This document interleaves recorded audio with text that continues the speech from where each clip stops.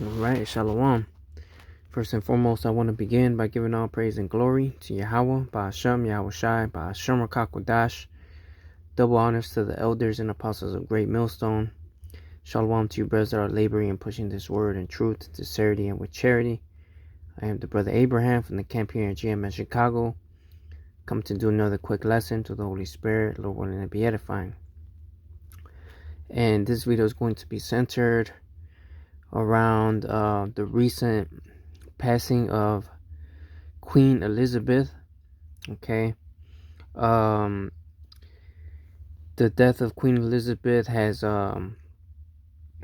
brought back to the surface the history, colonialism and slavery of the British Empire. All right, most importantly, the Edomites. Okay. It has brought back all those things back to the surface, and it's been causing mixed emotions and mixed feelings from Jake, right? A lot of people have been celebrating the death of Queen Elizabeth. Some haven't been mourning the death of Queen Elizabeth. All right, and then you got the news, which is pretty much what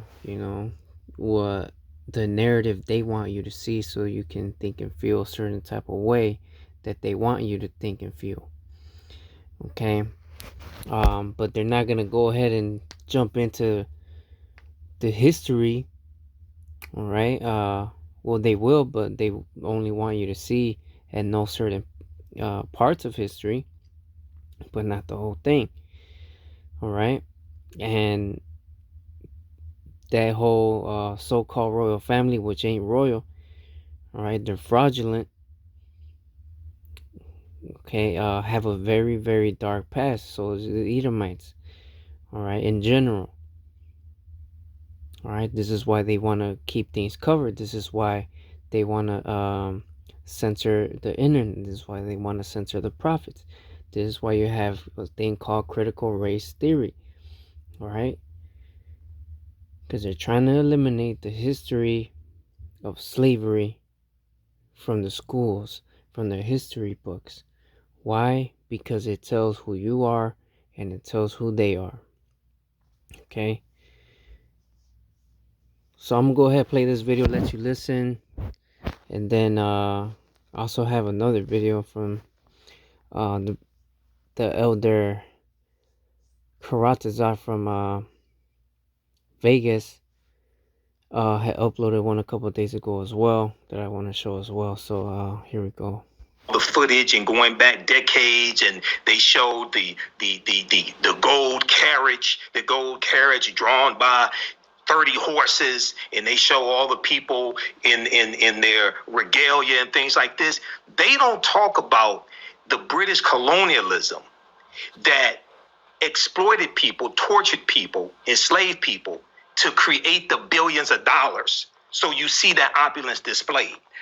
So when now within the last maybe 3 hours, New York Times just published an article.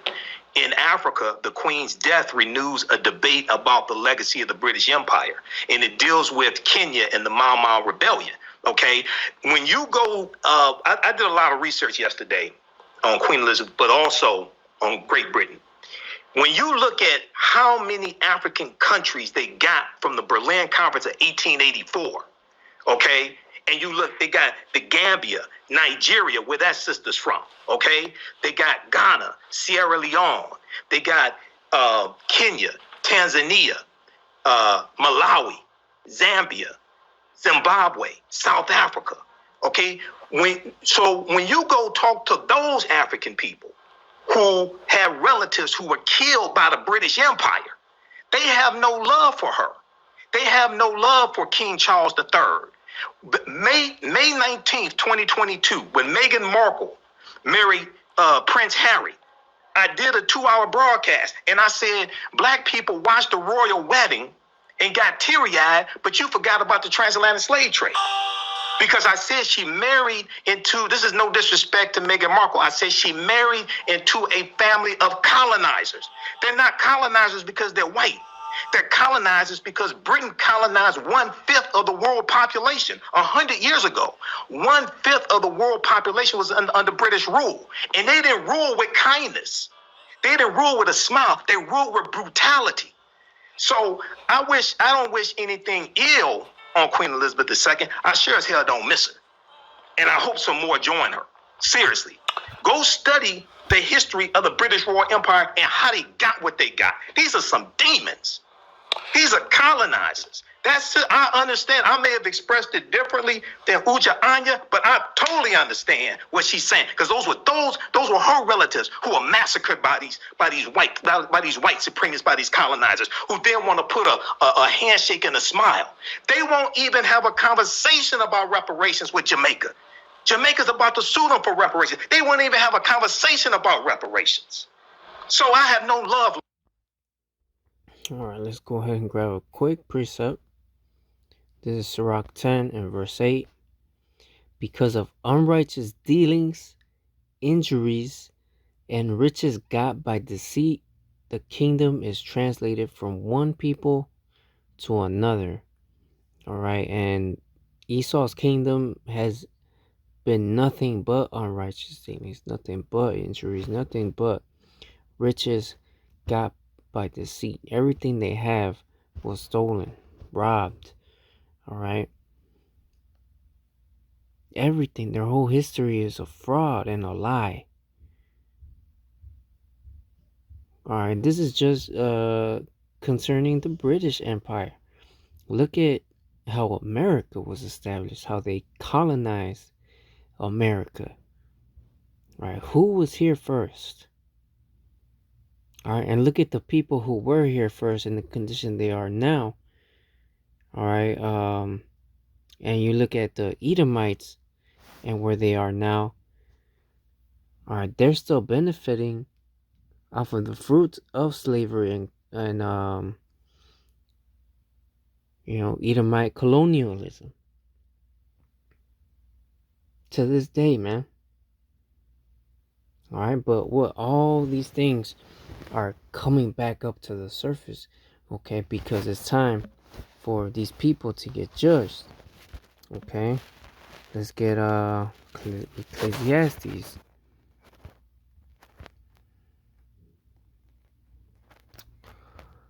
Let me see, what verse is this?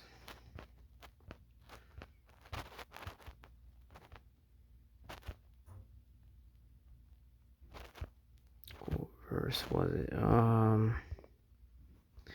Here, let me just word search it up.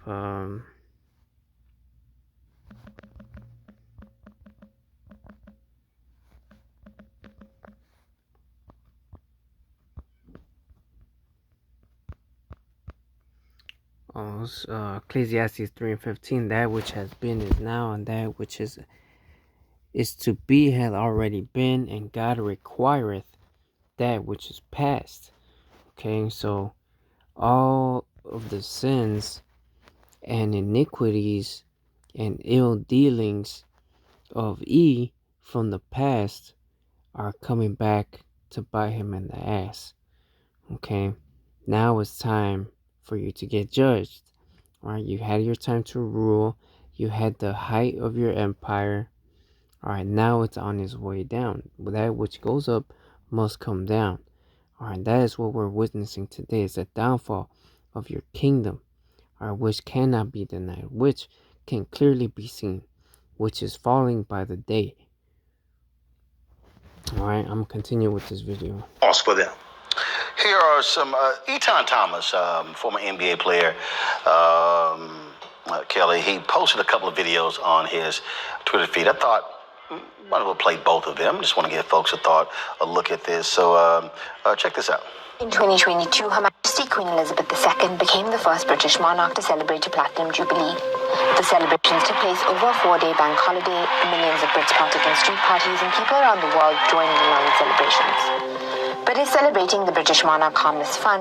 Or does it normalize the monarchy's long history of colonialism? And is it a celebration of British imperialism?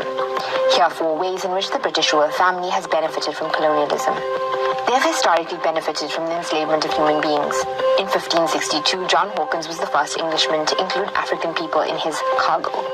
He traded these people for ginger and sugar. On his next voyage in 1564, Queen Elizabeth I funded a vessel for his journey. The British East India Company was formed in 1600 to exploit trade with Southeast Asia. They did that by colonizing land and exploiting people through the transatlantic slave trade. The figure who signed the Royal Charter allowing this all to happen was also Elizabeth I. Between 1690 and 1807, an estimated 6 million Africans were transported from Africa to the Americas on British or Anglo-American ships. The royal family and the British Parliament protected the trade. After Elizabeth I's death, the Royal African Company was established in 1660 by the Duke of York. The company transported more than 187,000 slaves who were often branded DY for the Duke of York.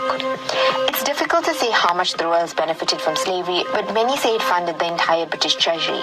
And it's safe to say that much of the monarch's significance, power, and wealth stems from the enslavement of Africans. Lucy Worsley, the chief curator of Royal Historic Palaces, says that all royal palaces from the 17th century have an element of money which is derived from slavery, including Kensington Palace and Hampton Court. The royal family was built on a legacy of stolen land, goods, and atrocities. Queen Elizabeth II's largest diamond, the Kohinoor, was stolen from a 10-year-old prince in India along with his land in the 19th century. It was transferred to Queen Mary in 1911 and was handed down to the current queen. Both India and Pakistan have asked for the diamond's return, but it's still very much owned by the crown. In India, between the 1700s and mid-20th century, an estimated $45 trillion was stolen by the British under the vestiges of the crown. Famines which occurred as a result of Britain's non-intervention policy led to the death of more than 30 million Indians. In 1947...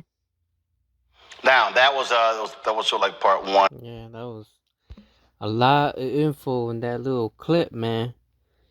Alright, but all these things are coming back up to the surface. Alright, it's shameful spewing being brought upon Esau. Let's go ahead and grab that. Alright, Habakkuk 2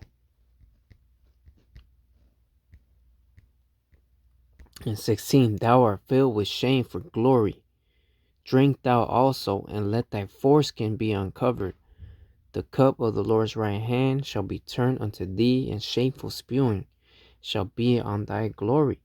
So instead of glory, alright, he's being filled with shame. Okay, he's being uncovered for the devil that he has been. Alright, his history testifies against him. Alright, look at his history. Alright, and all the things he's done, man. This devil ain't no saint, ain't no angel, man.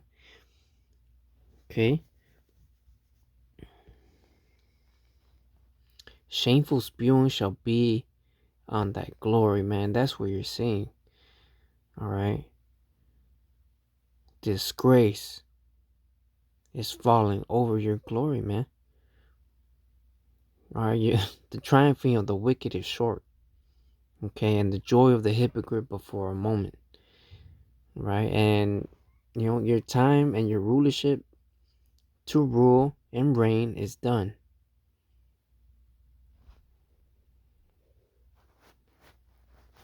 Alright, one of the most beautiful things, as it says in the book of Sirach, for us to witness is the downfall of your enemy.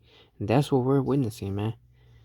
Alright, and how, here it is, you have a so-called queen that just passed. Alright, and, scriptures talk about having a good name will live on after you.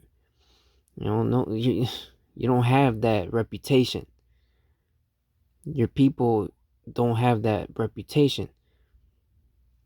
Not even your royal people. Okay. Now let's go back. That was also a part 2. He wanted to get Britain out of India quickly. The decision to carve up a country led to 15 million people being displaced and between 1 and 2 million people dying. Of course, this is just India. At its peak, Britain had colonized 25% of the world's surface. From the Mau Mau massacre in Kenya to concentration camps in South Africa, Britain, under the vestiges of the Crown, has a long and bloody history of colonial atrocities. And the royals have historically been at the center of them. The prestige of the Commonwealth. The Commonwealth is an organization of 52 independent member states. What it actually is a collection of former British colonies and Rwanda and Mozambique. The Commonwealth originated after World War II when much of India and Africa was becoming independent. The Commonwealth claims that it is an association of sovereign nations working towards shared goals of prosperity, democracy, and peace. But critics say that the association promotes neocolonialism through free trade agreements, which favor more developed economies. British companies own more than $1 trillion of Africa's key resources. The Queen is the head of the Commonwealth, and Charles has been appointed her successor, which allows the British monarchy to remain in a position of international privilege and go on tours of Commonwealth countries. All right, folks, back to that roadblock unfiltered video in just one moment. Can you believe the nerve of these Republicans? They only... Right. Okay, so let's go back to the scriptures. Let's get on Joel 3 and 3. It says, and they have cast lots for my people, and have given a boy for an harlot, and sold a girl for wine, that they might drink. Right? So what were they doing in the transatlantic slave trade? What were they doing? All right, they were selling our people. Right? I'm sure you've seen it in the movies, TV, things like that.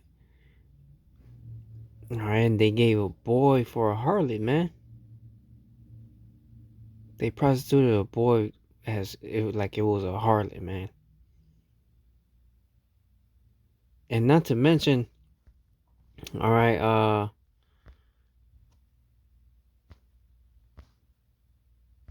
Prince Charles or whatever, or the royal family. You know, he was part of Epstein's island. And whatever was going on over there, man. Alright. Man, these Edomites, man. They are being uncovered. Their foreskin is being uncovered. You know. They're being made bare. All of this is sign of his downfall.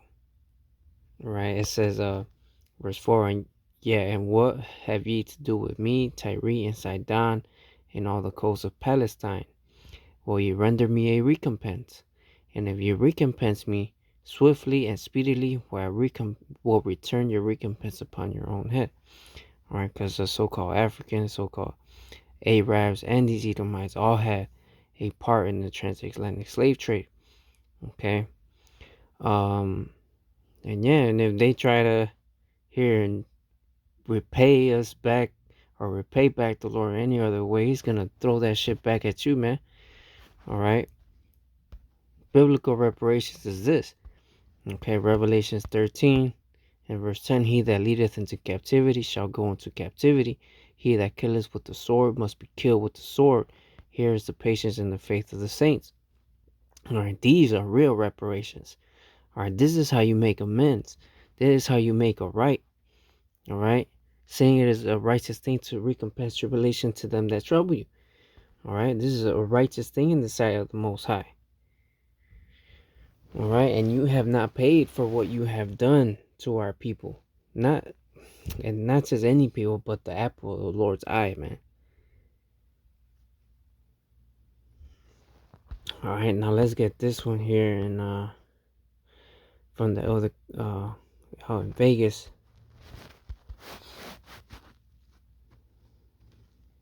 Elizabeth II is dead, so let's talk about the Queen's famous stolen jewels. Starting with the crown jewels, so expect to see these at Charles's coronation. That'll happen pretty soon. He'll hold the orb and scepter. So the orb represents Christian dominion over the world, the cross and then the globe. The scepter features the world's largest diamond. This is the first Cullinan diamond, also known as the Great Star of Africa. It was stolen from South Africa in 1905. The Azanian People's Organization recently made a statement about the first Cullinan. They said this diamond belongs to the black people of this country and to them alone. This is the Queen Mother's crown and contains the Kohinoor diamond from India right in the center. Now that the queen's dead, the Kohinoor will go to Camilla. The British East India Company stole the Kohinoor from a 10-year-old king, Maharaja Dalip Singh, during the annexation of Punjab in the 1840s. Here's Queen Victoria wearing it on her cloak shortly after she stole it from a little boy. This is the imperial state crown, and it will also be put on Charles's head. This diamond in the middle is the Cullinan II, also from South Africa. This ruby in the middle is known as the Black Prince's Ruby. It's believed to be from Afghanistan. This sapphire at the top is the St. Edward sapphire and is actually considered a holy relic by the royal family. It's believed to be from Sri Lanka. Then on the other side of that crown is this sapphire, known as the Stuart sapphire. This one is believed to have originated from Myanmar or present-day Kashmir. Here's a non-coronation crown that Camilla is likely to wear. It's the Burmese ruby crown, made from rubies from Myanmar. They were gifted. Also the Nizam of Hyderabad tiara. It's made from diamonds from the Golconda mines of India. What do you think should happen with these jewels in the modern age? Alright, let's get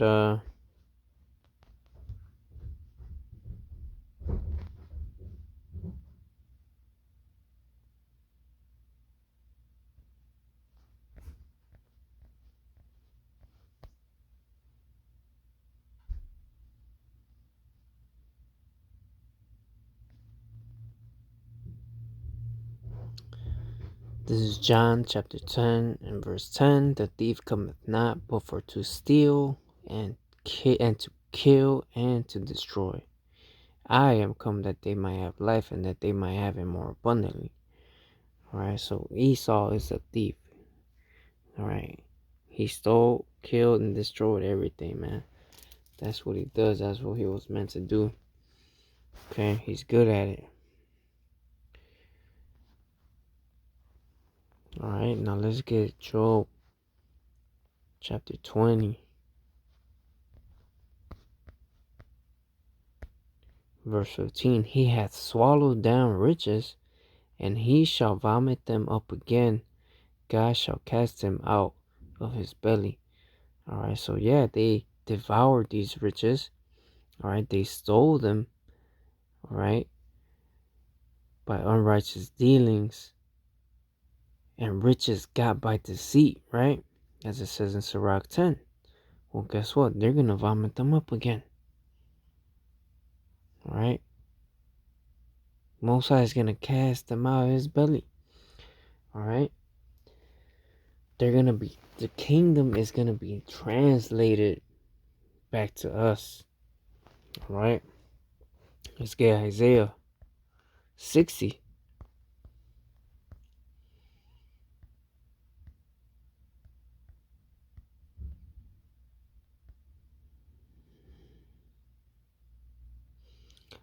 Isaiah 60 and 9. Surely the isles shall wait for me, and the ships of Tarshish first, to bring thy sons from far, their silver and their gold with them, unto the name of the Lord thy God, and to the Holy One of Israel, because he hath glorified. This chapter is a prophetic chapter that goes into the kingdom of heaven.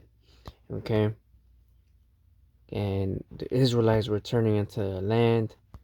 Verse 10, it says, and the sons of strangers shall build up thy walls, and their kings shall minister unto thee.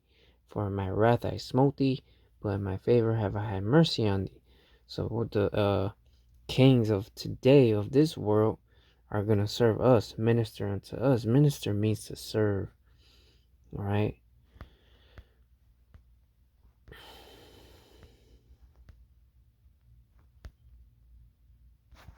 Actually, let me go up. I think I skipped something.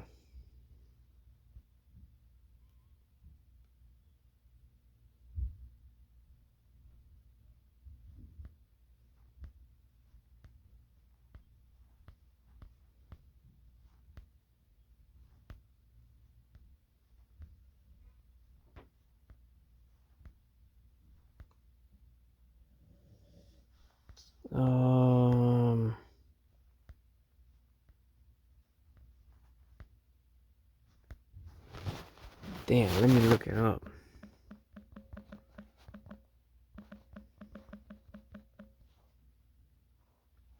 Okay, it's Isaiah 49 and 23. It says, and kings shall be thy nursing fathers, and their queens thy nursing mothers. They shall bow down to thee with their face toward the earth, and lick up the dust of thy feet. And thou shalt know that I am the Lord, for they shall not be ashamed that wait for me. Alright, so, they're going to come bending unto us. They're going to minister unto us. They're going to serve us. Okay? They're going to serve Yahweh Bashem Yahushai, his laws, statutes, and commandments. Alright? And the scriptures say we're going to rule them with a rod of iron. Okay? And break them to shivers.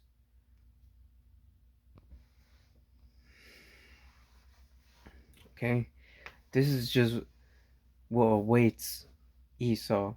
What awaits their kings and their queens. Right? This is their destiny. And our destiny is to be kings and priests. And we're so close, man. We're pretty much here already. Alright, we just got a little bit left to go. So go ahead, bring on that great wrath, Esau. What are you waiting for? Alright, but yeah, that's pretty much it, man. The more we expose this devil, bring out, shed truth to his lies. Alright, that's spiritually bringing down his kingdom, man. Alright, so I'm gonna go ahead and end there. Lord willing, this video was edifying. As always, all honor, glory, and praises goes to Yahweh, Ba'ashem, Yahushai, Ba'ashem, Kakodash. Double honors to the elders and apostles of Great Millstone. Until next time, Shalom.